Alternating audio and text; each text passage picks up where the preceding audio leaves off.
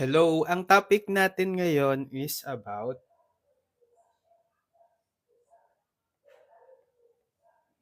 non-inverting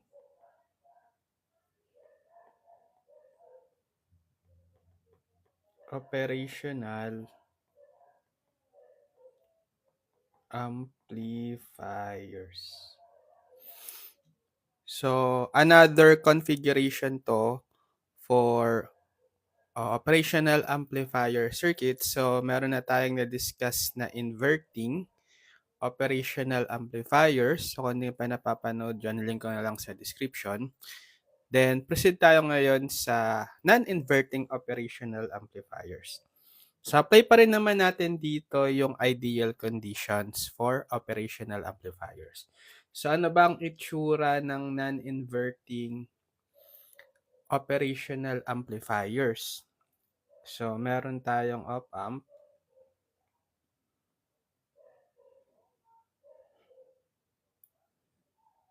Negative, positive.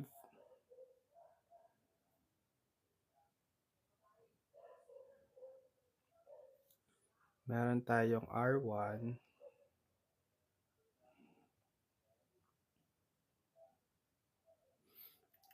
RF. Then the VO. Tapos yung V positive.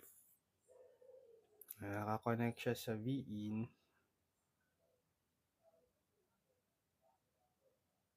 Okay, plus minus VI. Naka-ground.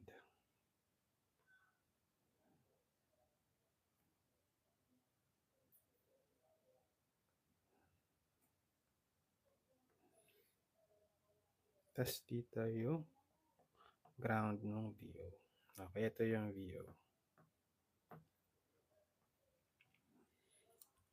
So, ito yung non-inverting operational amplifier circuit. So, apply pa rin natin dito yung ideal op-amp condition. So, meron tayong inverting input or terminal. Ito.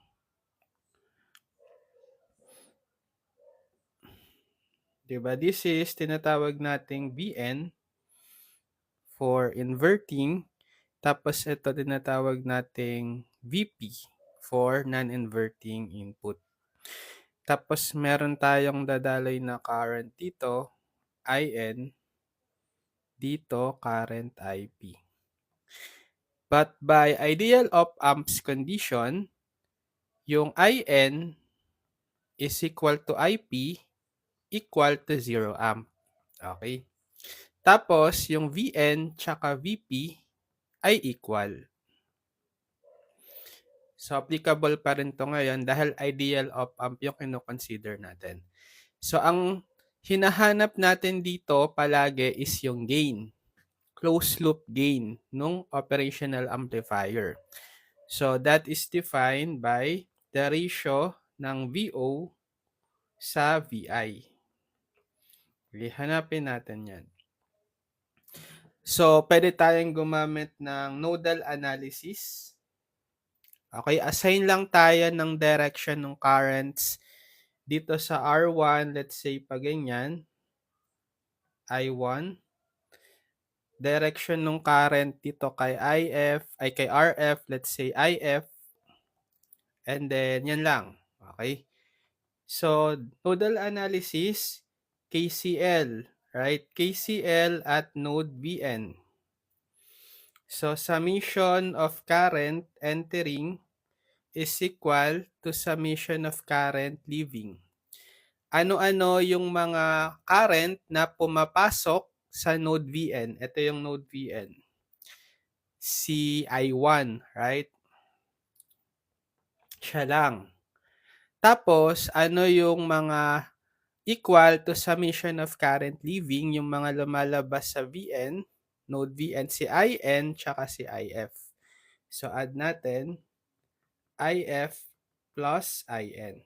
By the way, dahil nag-nodal analysis tayo, ito yung ating reference node or yung ground, 0 volt. Yan. Pero nga itong IN natin, siya ay 0 amp, right? So wala na siya. Ngayon, i-convert natin in terms of node voltages yung mga currents. So for I1, so ito, formula for current using nodal analysis. So higher potential, kung saan siya pumasok, di ba yung ground, 0, minus lower potential, saan siya lalabas? Sa Vn, then divided by its resistance, R1. So I1 is 0 minus Vn over R1. So 0 minus Vn over R1. Then equals, so si IF naman, higher potential ni IF sa pumasok kay Vn, minus lower potential, lumabas dito sa node na to, VO yan. Minus VO, then divided by the resistance, RF. So IF is Vn minus VO over RF. Vn minus VO over RF. And then ito, 0 na siya. Yan. So, 'di ba, yung ating VP is connected siya direkta sa positive polarity ng input source VI. And therefore, yung kanyang value is VI, right? VP is equal to VI. And by ideal op-amp condition, dapat yung Vn is equal to VP. So, kung yung VP is equal to VI at yung VP is equal to Vn, ano ngayon si Vn? Equal din dapat siya kay VI. Therefore, Vn is equal to Vi. So, pwede nyo ngayong i-substitute dito. So, ito 0 minus Vn. So, wala na yung 0. So, magiging negative Vn. Palitan ko na siya ng Vi. Then, divided by R1 equals, so yung Vn, Vi ulit, substitute, minus Vo divided by Rf. Yan. So ngayon, hanapin na natin yung ratio ng Vo to Vi using this equation. Kasi in terms of Vi and Vo na siya, pwede na yan. Algebraic manipulation na lang sa equation. So, gagawin ko tong negative Vi over R1 copy. Distribute natin to. Itong RF. So, magiging Vi over RF. Then minus Vo over RF. Transpose ko si negative Vo over RF sa kaliwa. Transpose si negative Vi over R1 sa kanan. So, magiging positive Vo over RF is equal to copy tong Vi over RF. Then, magiging plus Vi over R1. I-factor out natin dito si Vi. So, Vo divided by RF is equal to factor out nyo si Vi. Ito, common factor. Then, magiging times sum ng coefficient. Yung dito, 1 over RF plus dito, 1 over R1. Then, para ma-solve yung ratio Vo over Vi, i-multiply natin both sides by what? RF over Vi. Okay? Distribute. So, dito makakancel si RF. Matitira Vo over Vi. Equals. So, dito naman, magiging RF. Ito makakancel si Vi. Matitira is RF times the quantity. 1 over RF plus 1 over R1. So, pwede nyong i-distribute itong RF. Magiging Vo over Vi is equal to, so dito makakancel. Yung RF pag multiply nyo, magiging 1 plus RF over R1. So, ito yung ating voltage gain. Closed loop gain. VO over VI is 1 plus RF over R1. Or, kung gusto nyong isolve si VO, that's equal to 1 plus RF over R1 times the VI. So, kaya siya tinawag na non-inverting op-amp kasi yung magiging sign or yung phase ng ating VO is the same. So, kung positive yung ating Vin, positive din yung ating VO, right? Hindi siya mai-invert. Unlike dun sa inverting op-amp, 'di ba? For inverting, ano yung voltage gain formula natin based dun sa na-discuss ko? 'Di ba VO over VI is negative RF over R1. So, may negative ka, may negative sign ka, ibig sabihin, may invert yung output. Dito wala eh, puro positive yan, di ba? There's no possibility maging negative to kasi palagi namang positive ang resistance, right? Okay. So, ito ngayon yung magiging gain factor times the VI, which is positive.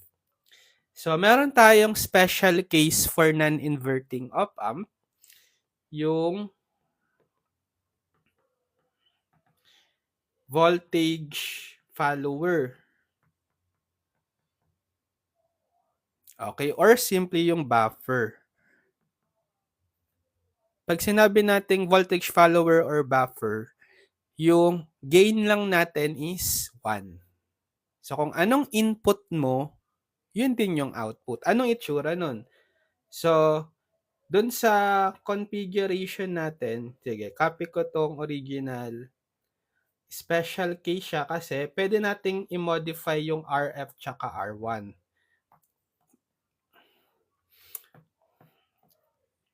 Ang case ng voltage follower is yung RF gagawin yung 0 ohm, tapos yung R1 gagawin yung infinity or infinite ohm. Approximately infinity, napakalaki. So, paano natin i-modify itong circuit na ang RF is 0, tapos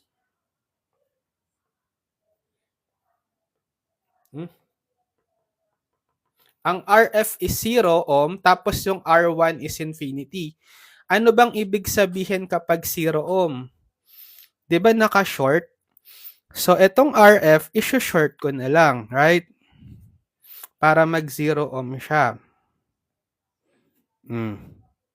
Tapos, paano yung equivalent kapag R1 is infinity? 'Di ba ino-open? So, i-open ko lang tong R1. Okay. E di floating wire na lang to. So, kahit i-delete ko na yan. Yan.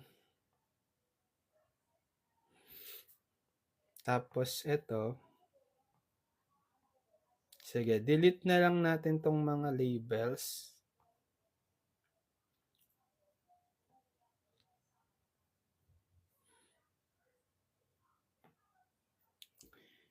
Yan. So, ito yung itsura ng ating voltage follower. Yan. So, sabi ko nga, ang ating gain dito is 1. So, dun sa formula natin, di ba, VO over VI is equal to 1 plus RF over R1. So, papalitan nyo ngayon yung RF ng 0, yung R1 approaching infinity. So, mangyayari, VO over VI is equal to 1 plus 0 over infinity. Dahil 0 yung numerator mo, kahit anong napakalaking value yan sa denominator, 0 pa rin yan. So, magiging VO over VI is equal to 1. So, palagi ang voltage gain is 1 or simply, VO is palaging equal sa VI kapag voltage follower. Okay? So, yan. Yan yung non-inverting op-amp. Sige, para mas ma-illustrate natin kung paano mag-solve ng circuit with non-inverting op-amp, mag-solve tayo ng problems.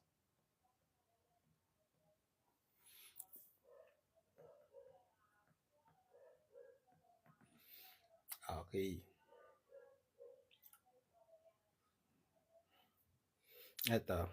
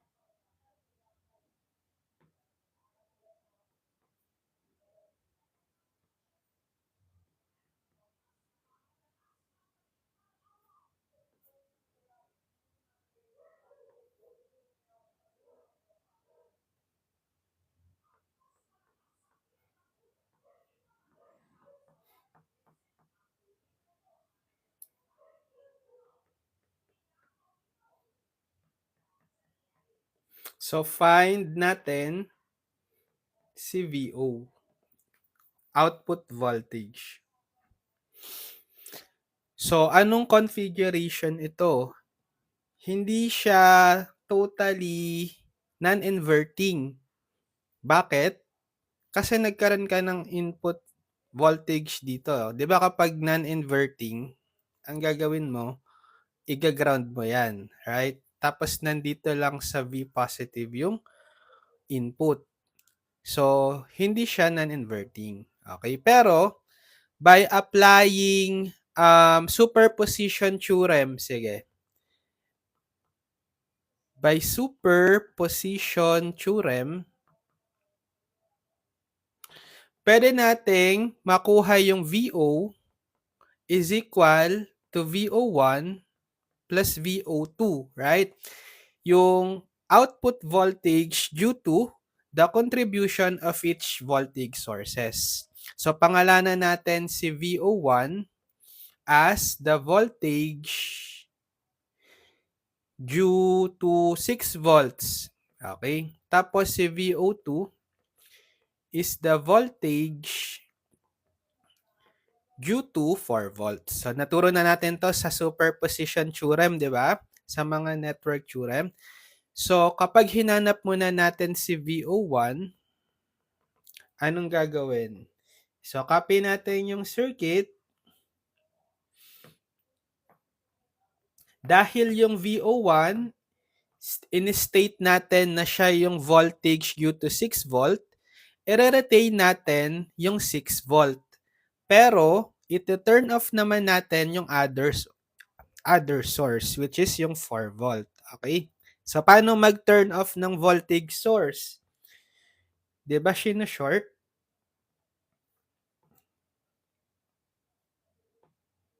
So, short natin. Yan. So, ano ng configuration ito ngayon? Naka-ground yung inyong V positive, yung non-inverting input, tapos nasa V negative or inverting input yung voltage sources. May feedback tsaka series resistor sa source.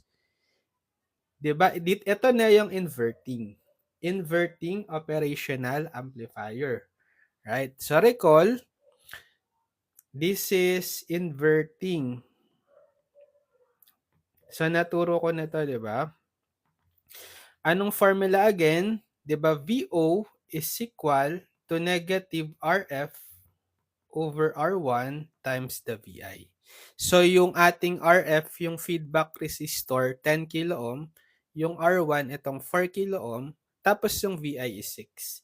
So therefore, ito yung VO1, lagyan nyo ng subscript.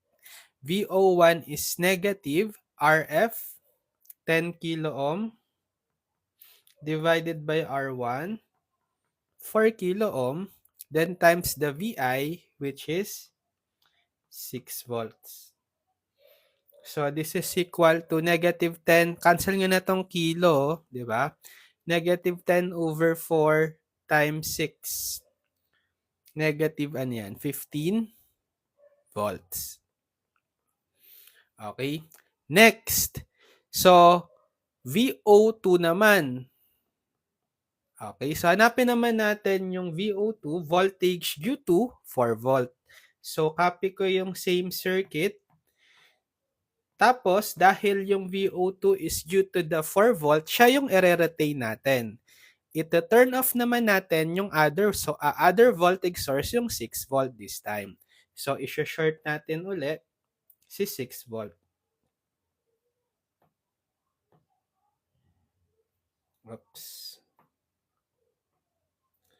Yan. So, ano ng configuration yan? Kamukhang-kamukha niya na yung non-inverting op-amp, di ba?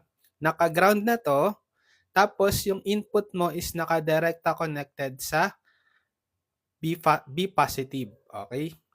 So, ang apply na lang natin yung formula ngayon, yung na-derive natin kanina, VO2 bale is 1 plus RF over R1 times the VI.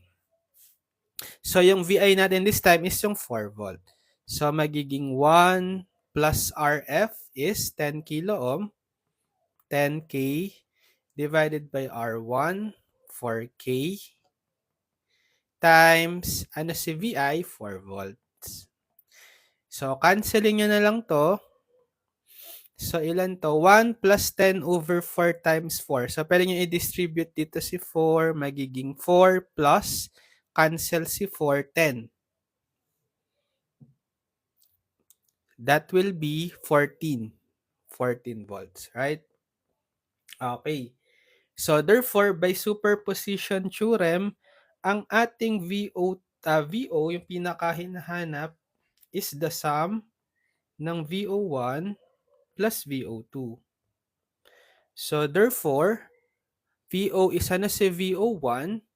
Negative 15 volts. Plus VO2 is 14 volts. Therefore, negative 15 plus 14, negative 1 volt. Or another method, pwede kayong mag-nodal analysis. Right? So, copy natin yung original circuit. Yan. So, di ba ito is yung VN connected sa negative. Ito yung VP connected sa positive. Yan. Ito yung node VO. So, by nodal analysis, KCL tayo, let's say KCL at VN. So, by the way, ito yung gawin nating reference node, yung ground, 0 volt.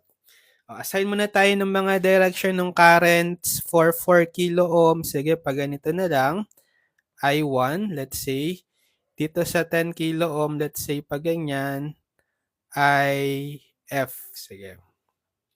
Ito may mga current pa rin tayo dito, pero 0 by ideal op-amp, right? Tapos, yung VN should be equal to VP. So, KCL at VN, summation of current entering equals summation of current leaving. So, ano yung mga current entering sa VN? Isa lang. Ito lang, I1, right? Papasok. Next, equal, ano naman yung summation of current leaving sa VN? Ito, si IF, tsaka si IN.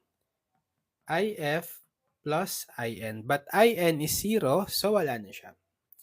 So, i-convert na natin in terms of node voltages yung I1 and IF. So, for I1, bale, etong node na to, dahil nakakonekta siya direkta sa positive polarity ng 6 volt with respect to ground, automatic 6 volts yan, positive. So therefore, si I1 is pumasok siya sa higher potential 6 volt minus lumabas sa lower potential Vn divided by the resistance 4K. So 6 minus Vn over 4K. Value ni I1, 6 minus Vn over 4K. Then equal, so si IF naman. So si IF, so higher potential is pumasok kay Vn minus lumabas sa lower potential si Vo na yan, right? Divided by the resistance 10K. So IF is Vn minus Vo over 10K. So Vn minus Vo over 10K. Pero, 'di ba yung ating Vn is what? Equal siya sa Vp. Yung Vp natin is nakakonekta siya direkta sa 4 volt. Di yung Vp is equal to 4 volt. Tapos yung Vn, dahil equal siya sa Vp, 4 volt na rin. Right? So, substitute nyo ngayon dito. 6 minus Vn, 4 volt, divided by 4K equals Vn, substitute 4 volts minus Vo over 10K. So, cancelin nyo na lang tong kilo ohm. Di ba? Tapos, magiging ano to? 6 minus 4, 2 divided by 4. Tapos, 4 minus Vo over 10. So, 1 half na lang to. Right? 1 half.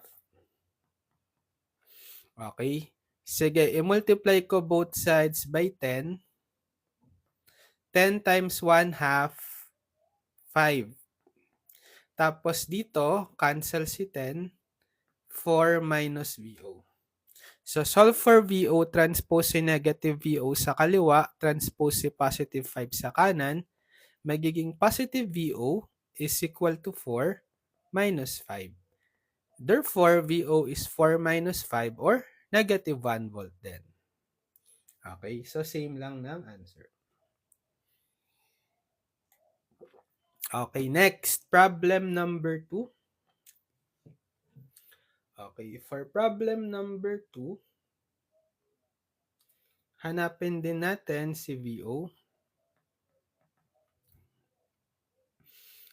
Ito naman yung circuit of amp plus minus.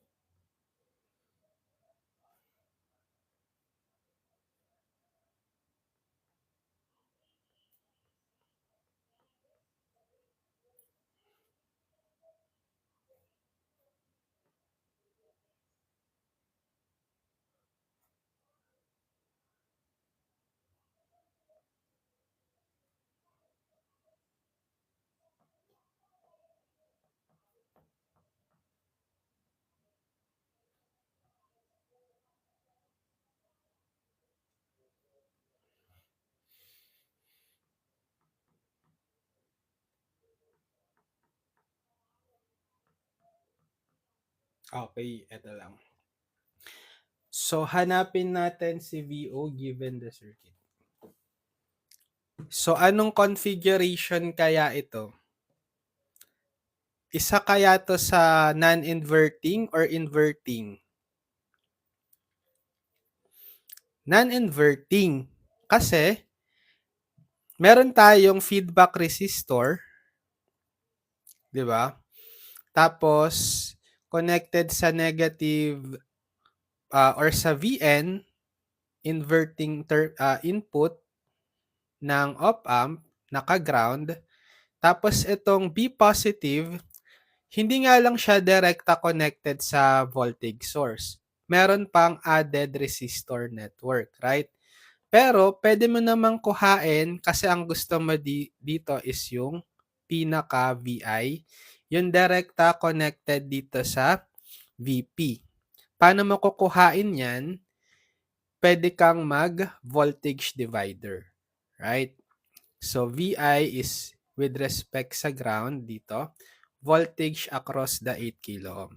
So, pag nakuha mo na yung VI using voltage divider, yun na yung ipa-plug in mo sa VIN, VI, dun sa non-inverting op-amp formula for VO, which is 1 plus RF over R1 VI. Yung RF, si 5 kilo ohm, yung R1 is 2 kilo ohm. So, hanapin mo muna yung VI by voltage divider. Voltage divider, so VI is yung resistance dito sa hinahanapan natin ng voltage VI, si 8 kilo ohm, right? 8K divided by sum ng 4 kilo ohm tsaka 8 kilo ohm. 4K plus 8K. Tapos times yung pinaka input 3 volts, right? Okay, so anong value niyan? So canceling nyo lang tong kilo ohm kasi pwede naman i-cancel, diba, sa numerator denominator. 8 over 4 plus 8 times, times 3. 2 volts. So yung VI is 2 volts. So, i-plug in nyo na ngayon dito sa pinaka-formula for non-inverting op-amp yung VI. Therefore, VO is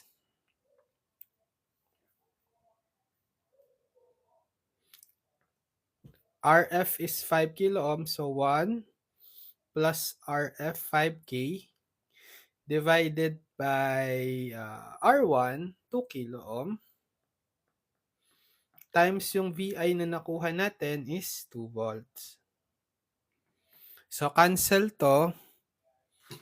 So, ilan to? 2 plus cancel yung 2, 5, 7, right? 7 volts. So, 1 plus 5 over 2 times 2. Okay. So, therefore, ito yung ating output voltage.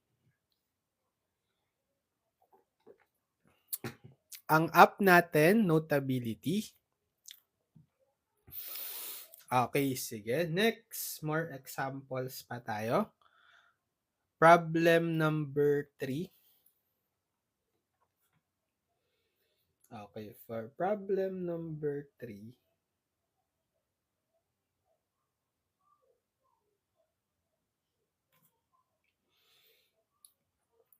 find VO.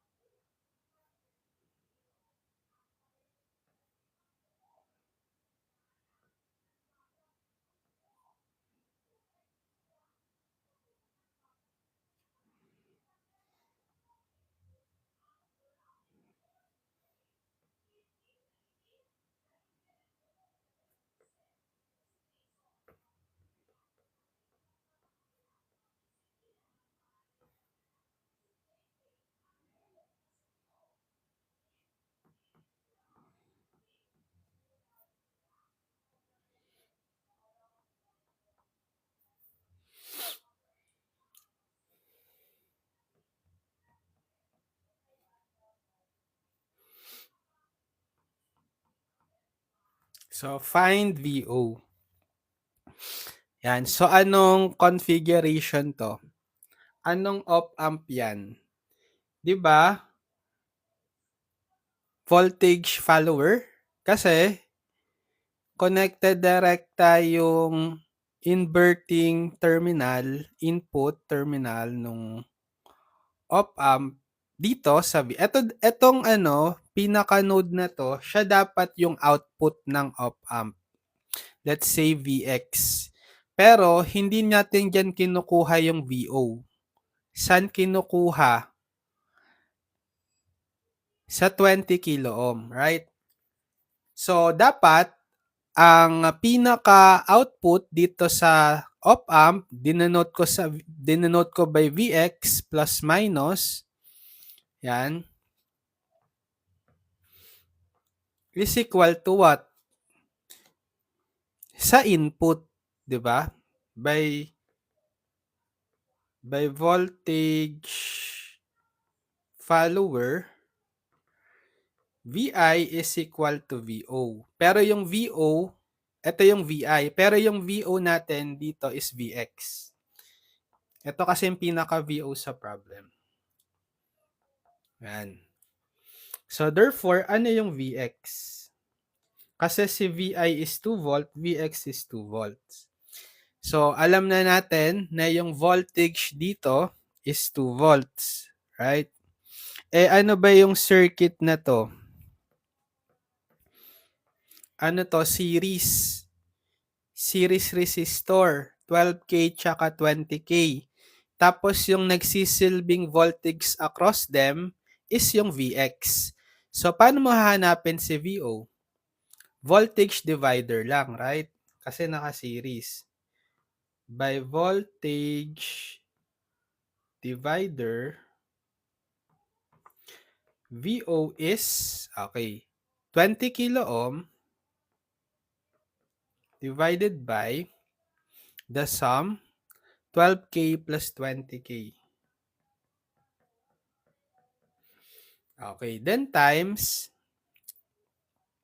yung pinaka-input or yung total voltage across the series. Ito nga ang si Vx. 2 volts. Okay, so ilan yan? Canceling nyo lang tong kilo ohm. Bali, input nyo na lang 20 over 12 plus 20 times 2. 5 over 4 or 1.25 volts.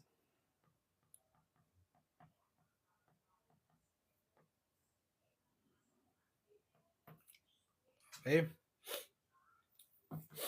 Okay, next. Problem number 4.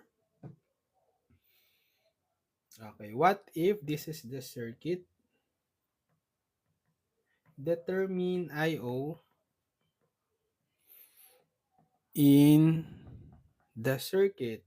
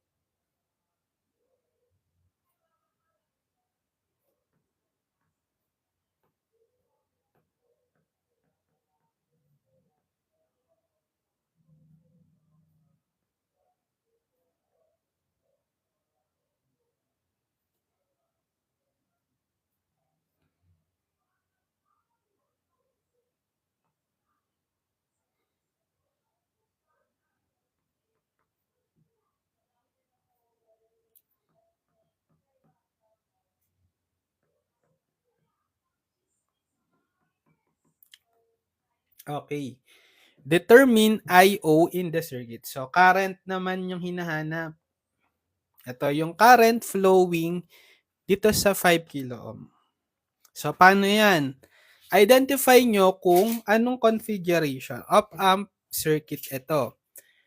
'Di ba? Ano pa rin ito? Non-inverting op amp kasi yung input nyo nasa V positive, tas may feedback resistor kayo connected dito sa V negative, right? Vn. So, hanapin nyo muna yung ito yung Vo, right? So using the formula for non-inverting op-amp, VO is 1 plus RF over R1 times VI. So yung VI, 0.4 volts. Tapos yung RF is 2 kilo ohm, R1 is 8 kilo ohm. So substitute 1 plus RF 2K divided by R1 8K 8,000 ohm, then times the VI which is 0.4. So canceling nyo na yung kilo. We have 1 plus 2 eighths times 0.4. Okay, 0.5 volts. So, si VO is 0.5 volts. So, paano natin ngayon hahanapin yung IO? 'Di ba? By Ohm's law, kasi yung voltage na across the 5 kilo ohm is VO with respect sa ground, right? So, by Ohm's law, IO is what? VO over the resistance. So, VO is 0.5 volts. Okay, divided by ano yung resistance natin? 5,000, 5 kilo ohm. Or 5 times 10 to the third power ohm. So, magiging 0.5 over 5 times 10 to the third. Okay, 1 times 10 to the negative 4. 1 times 10 to the negative 4 amps. Ay, ano siya? IO. IO.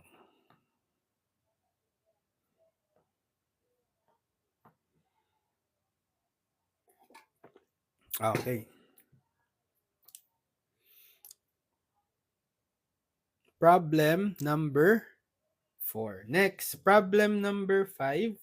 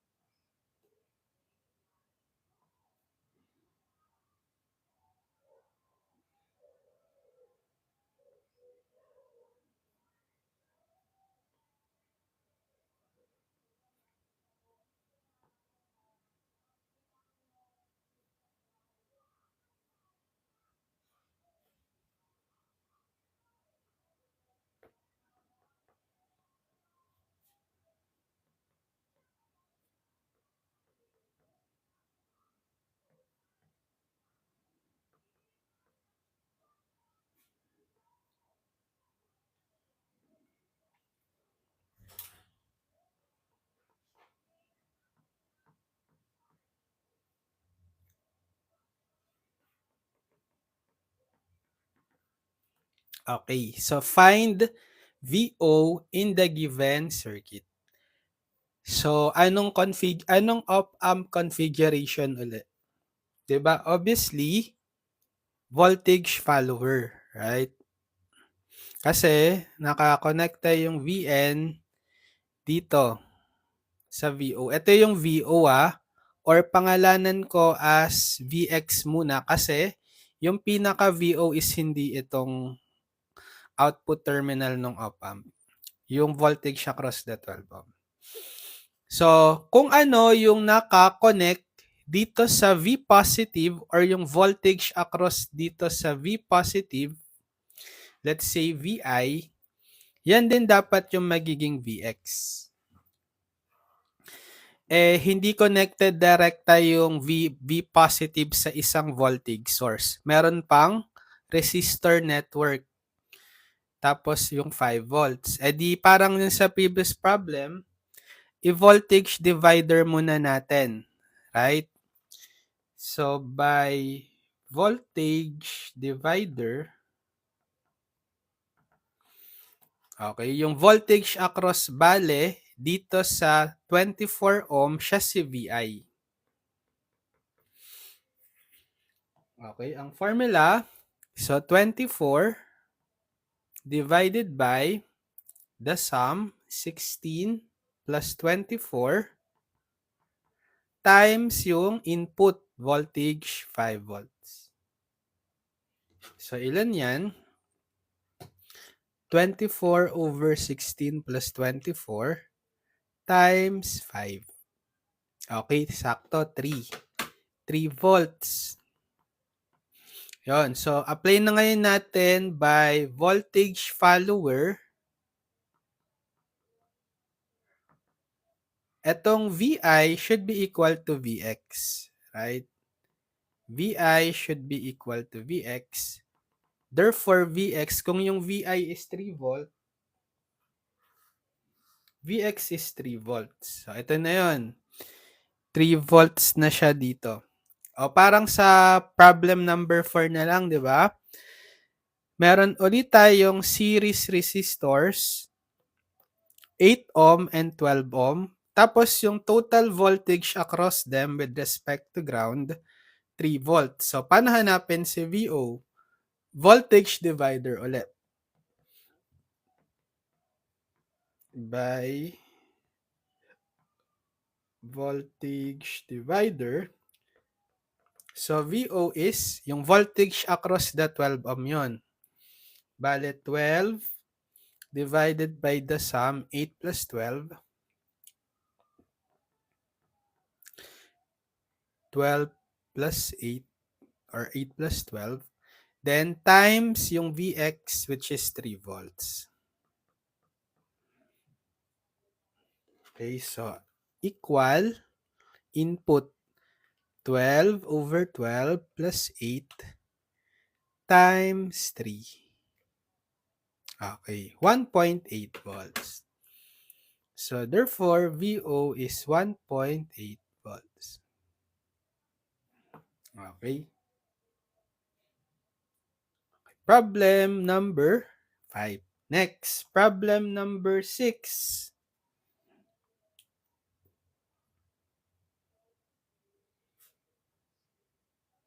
So find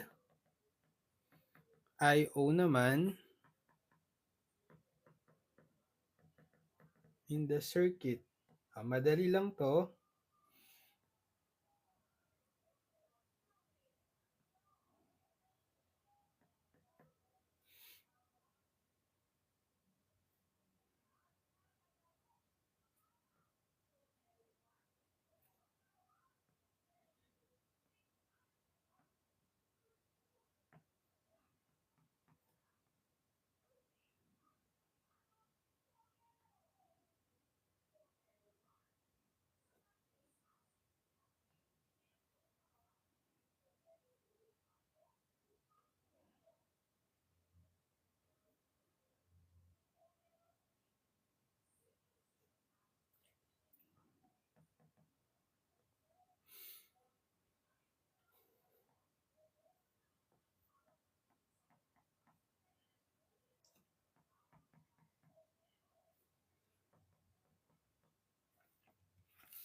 So find IO.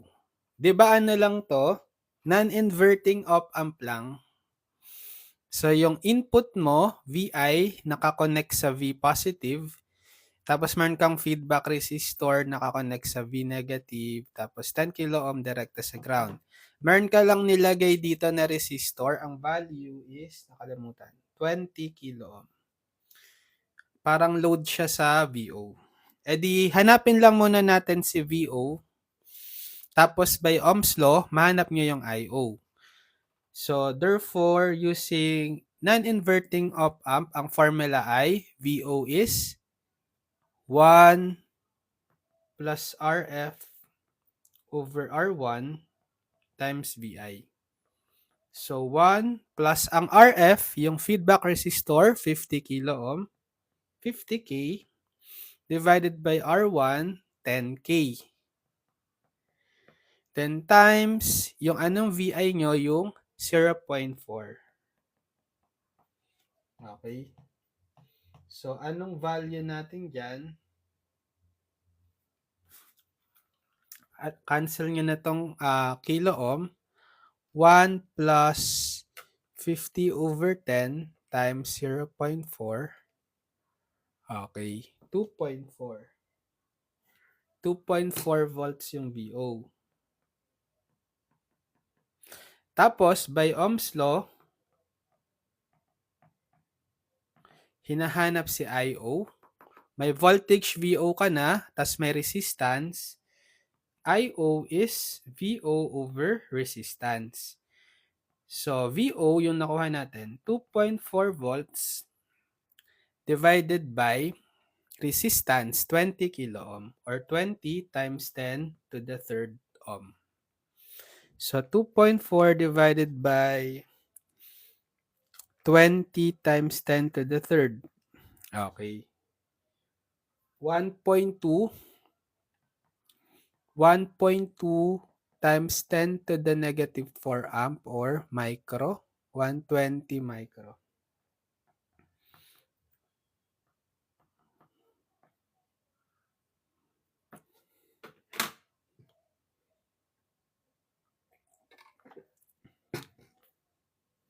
Okay, problem 6. Sige, problem 7.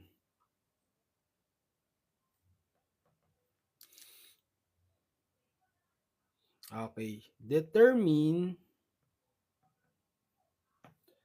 VO over VI. Okay, kamukha lang to nung circuit kanina. Copy ko na lang kaya. Ito.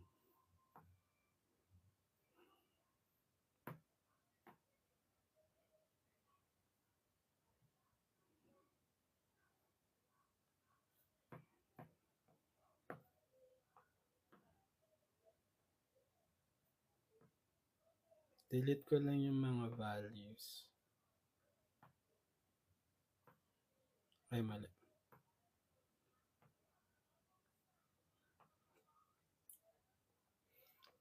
R1, R2, R1, R2. Ito yung VI. Ayan. Hanapin natin yung gain or yung ratio ng VO over VI. So this time, wala tayong specific values in terms of mga variables. Eh di ba ano lang ito, non-inverting op-amp. Dinagdagan lang ng voltage divider sa input, yung nakakonect sa V positive. Therefore, ang pinaka VO, ito V positive, di ba? Sige, V positive is equal to 1 plus R2 divided by R1 times V positive.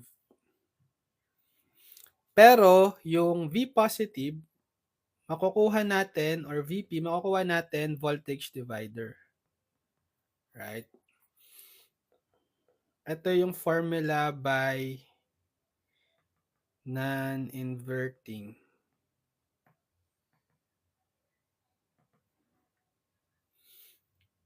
By voltage divider, ano si VP? So, VP is, bale, R2 divided by the sum, R1 plus R2. Then times VI. So, let's say equation 1, equation 2. So, pwede nyo i-substitute yung equation 2 to 1. Yung VP, gagawin nyo in terms of VI. So, substitute 2 in 1. So, itong equation 1, copy. Papalitan natin itong VP ng in terms neto. R2 over R1 plus R2 over R1 plus R2 times VI. Sige, so copy natin.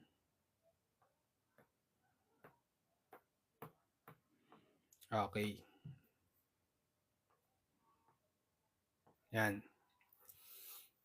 So, edi, pwede na nating makuha yung VO over VI by what? Divide ko na lang both sides or multiply ko both sides by 1 over VI. Right? So, magiging VO over VI. Tas dito, cancel. Magiging 1 plus R2 over R1 na lang times R2 over R1 plus R2.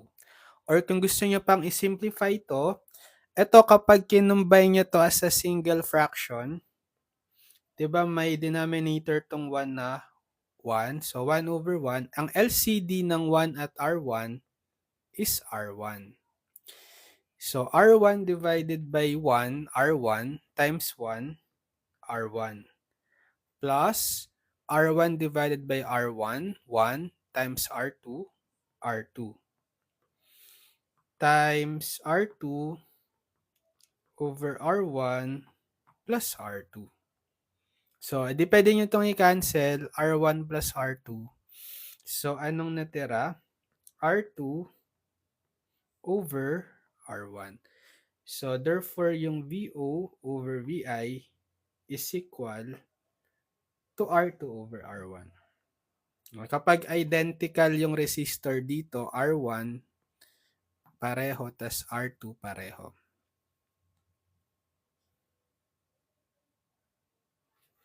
Okay, next. Problem number 7. Ito, 8. Okay, find Ix in the circuit below. So, ito naman yung circuit. Okay, negative, positive.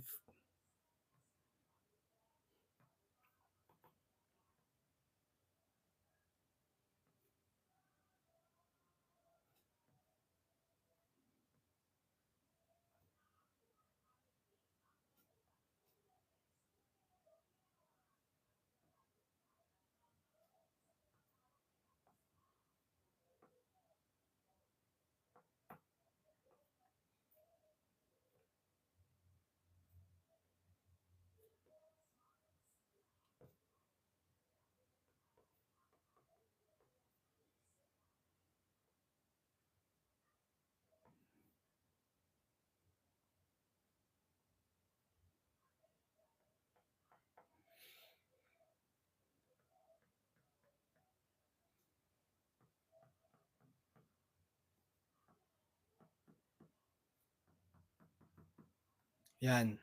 Paano naman pag ganito yung circuit? So, find Ix. Yung Ix is yung current flowing sa 20 kilo ohm. So, identify nyo muna kung anong op-amp configuration. So, obviously, follower. Kasi, connected direct tayong V negative, Vn dito sa, ito yung magsisilbing VO, di ba? Sa op-amp. Output voltage ng op-amp. Let's say, sige, gamitin ko na yung VO. Okay, so plus minus VO. Tapos yung Vin or Vi, yung 1.2 volt. Yung nakakonect sa V positive PP. So, by voltage follower, VI or VO is equal to VI. Ito si VI. So, kung VI is 1.2 volts, therefore si VO din is 1.2 volts. So, paano ngayon natin nahanapin yung current? So, ano na lang to? Series parallel. 'Di ba? Series parallel na resistors na may supplied voltage na VO. Ito, 1.2 volts. Ito yung supply voltage nito. O, gusto nyo, i-voltage divider nyo, bale, kukuhain nyo yung voltage across dito sa parallel, right? I-combine nyo muna to as a single resistor. So, bale, 30 kilo ohm is parallel with 20 kilo ohm. Okay? So, ano yun? Product over sum, 30K times 20K over the sum, 30K plus 20K. So, maka-cancel nyo lang yung kilo ohm na isa. Unit pa rin is magiging, kasi magiging ano yan, K squared over K. Okay, so gagawin nyo na lang 30 times 20 divided by 30 plus 20K. Kasi K squared over K, cancel. K na lang. 30 times 20 over 30 plus 20. 12K.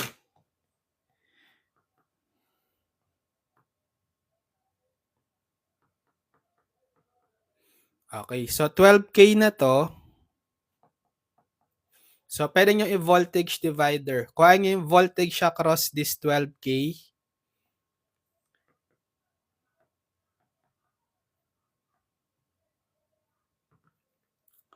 So, V sub 12K is 12K divided by the sum. Diba? 60 plus 12K. 60K plus 12K. Tapos, times yung pinaka-supplied voltage, yung masisilbing supply voltage is yung VO. 1.2. So, alisin nyo na itong kilo. Bale, 12 over 60 plus 12 times 1.2. Okay, 0.2 volts.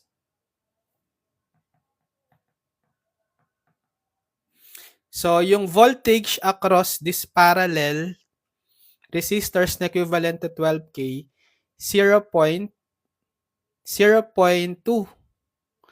So, dahil parallel sila, kung anong voltage dito sa pinaka-equivalent resistance nila na 12K, yun din yung bawat voltage sa bawat resistor. Bale,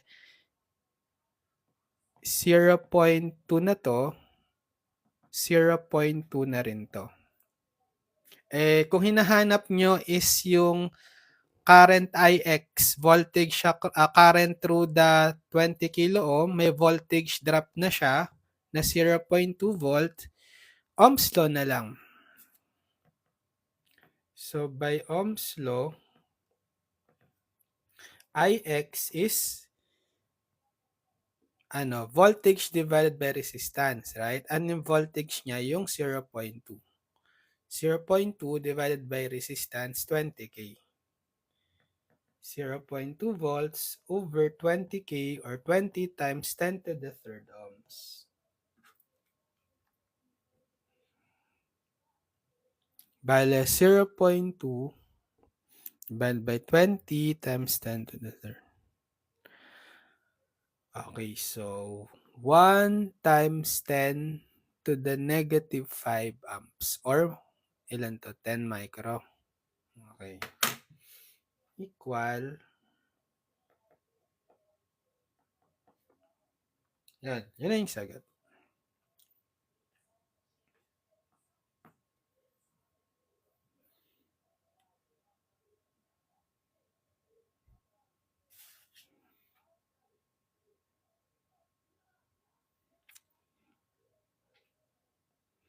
Okay, so nakasolve tayo ngayon ng 8 problems. Sige, tuloy natin 'to. Let's have part 2 for the topic. Okay. Ang topic ngayon na yung non-inverting op-amp. Sige, magkaroon pa tayo ng part 2 para mas ma-expose pa kayo sa more problems. Abangan nyo sa next time na mag-video tutorials tayo. So, follow lang kayo sa akin sa TikTok para ma-notify pag meron tayong video tutorial next time. And subscribe din kayo sa ating YouTube channel, Engineered Math. Ililink ko na lang sa description yung mga video tutorials natin tsaka yung pinaka-playlist dito sa Circuits 1 para mapanood nyo lahat ng mga video tutorials simula sa unang topic hanggang sa pinaka-last topic. Para meron kayong video tutorial playlist guide from our YouTube channel, Engineered Math, sa buong subject nyo na Circuits 1. So pag kailangan nyong manood, mag-review, or mag-advance lesson, punta lang kayo sa YouTube natin, Engineered Math. Manood kayo ng mga video tutorials natin. Okay, good luck sa mga nagte-take na itong subject natin. So, kayang-kaya nyo to, practice lang, solve lang na maraming problems. Sana mapasa nyo lahat ng subjects nyo this sem. Okay, sige, see you on my next video tutorial. Bye-bye!